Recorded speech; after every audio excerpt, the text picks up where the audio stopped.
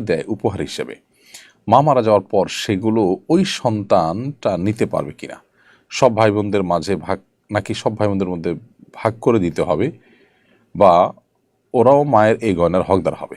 বাবা বেঁচে থাকলে কি উনিই এটার মালিক হবেন? বোন ফারজানা, আপনি সন্তান হিসাবে আপনার মাকে কোনো গহনা দিয়েছেন, উপহার হিসাবে দেওয়ার ফলে এটার মালিক আপনার মা হয়ে গেছেন। আপনার মা গহনার মালিক হয়ে যাওয়ার পর, তার মৃত্যুর পর এটি তার অন্য 10টি পরিত্যক্ত সম্পদের তালিকায় অন্তর্ভুক্ত হয়ে যাবে।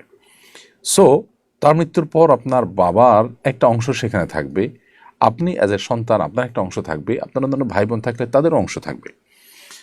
অর্থাৎ আপনি সেখান থেকে একজন ওয়ারিস হিসাবে আপনার মার নিজস্ব কোনো জমি থাকলে, অর্থকড়ি থাকলে সেখান থেকে যেরকম একটা ভাগ পেতেন, এই গহনা যেটা আপনি তাকে গিফট হিসেবে দিয়েছেন এখান থেকেও একটা ভাগ আপনি পাবেন একজন ওয়ারিস হিসেবে। অতএব এটা পুরোটুকু আপনার বাবাকে দিতে হবে সেটাও ঠিক না, আবার পুরোটুকু আপনি ব্যাক করবেন সেটাও ঠিক না, কারণ আপনি তাকে গিফট করেছেন।